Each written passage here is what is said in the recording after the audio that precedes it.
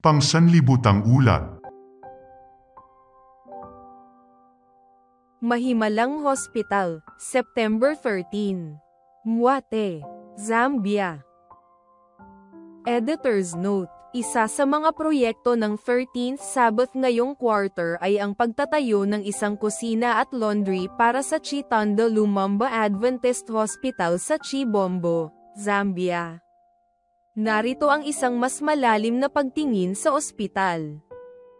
Si Mwate Mwambazi, isang pediatrician at leader sa simbahang Seventh-day Adventist, ay nakikita ang Chitanda Lumumba Adventist Hospital bilang isang kwentong himala. Ayon sa kanya, tanging sa biyaya lamang ng Diyos kaya ito ay isang Adventist hospital.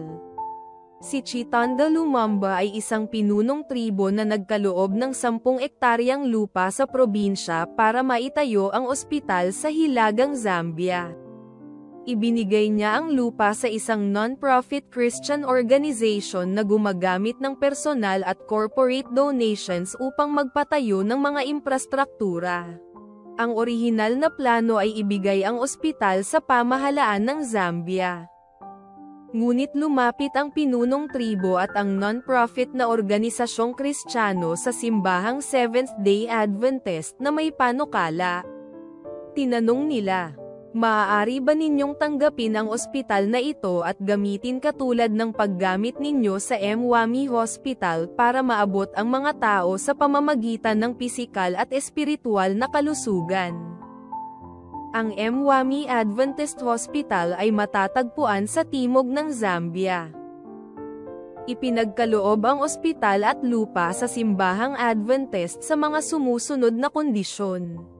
Ang ospital ay dapat patakbuhin bilang non-profit.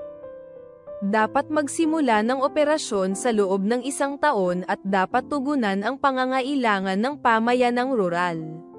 Ibinigay ito sa simbahan sa ilalim ng mga kondisyong iyon, sabi ni Mwate.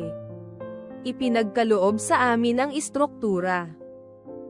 Ang lugar sa paligid ng Adventist Hospital ay tinitirhan ng mga magsasakang panapanahon na nagtatanim ng mais tuwing tag-ulan, ngunit karaniwan ay sapat lamang para sa sariling pangangailangan. Wala silang gaanong dagdag na kita. Bago ang opisyal na pagbubukas, naglagay ang simbahang Adventist ng sahig at plumang sa ospital at naghukay ng mga balon sa lupa. Ang Pangulo ng Zambia, na isang Seventh-day Adventist, ay tumulong din sa pagpapagawa mula sa sarili niyang bulsa. Ayon kay Mwate, na siya ring Health Ministries Director ng Northern Zambia Union Conference. Sa biyaya ng Diyos, ang pinuno ng bansa ay lubos na naging interesado, at nagbigay pa siya ng sariling pera upang tulungan kami sa pagpapagawa at pagbubukas, sabi niya. Dumating siya at tinulungan kaming buksan ito. Sa seremonya ng pagbubukas noong October 2023, nangako ang Pangulo, si Hakainde Hichilema, na popondohan din ng pamahalaan ang pagbili ng backup generator at isang morgue. Madalas ang pagkawala ng kuryente sa Zambia dahil sa kakulangan ng tubig upang makagawa ng kuryente sa bansang apektado ng tagtuyot. Dumating ang generator makalipas ang 5 buwan, at ang morgue ay ginagawa na nang makipagkita si Mwate sa Adventist Mission. Patunay na ngayon pa lang ay nagiging ilaw ng pag-asa ang ospital sa komunidad, sabi ni Mwate.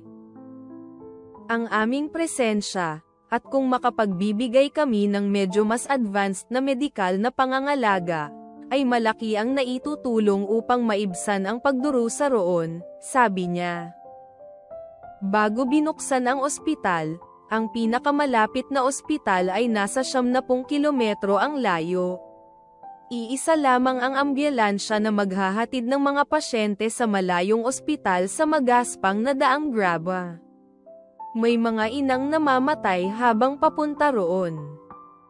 Ayon kay Mwate, ang mga prioridad ng ospital ngayon ay kusina at laundry.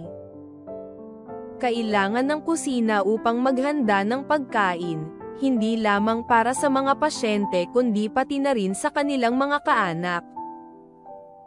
Sa Africa, kapag may isang taong may sakit, nagkakaisa ang buong komunidad upang suportahan siya, sabi ni Mwate. Kaya kung pupunta ka sa ospital, hindi bababa sa 5 tao ang sasama sa iyo. Kailangan nila ng lugar para kumain. Itinuturing namang mahalaga ang laundry na may washing machines at dryers upang mapabuti ang pangangalaga sa pasyente.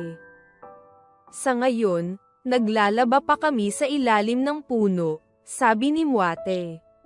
Ang iyong 13th Sabbath offering ay tutulong sa Chitanda Lumumba Adventist Hospital na makapagpatayo ng kinakailangang kusina at laundry sa Zambia. Maraming salamat sa iyong planong magbigay ng may kagandahang loob sa September 27.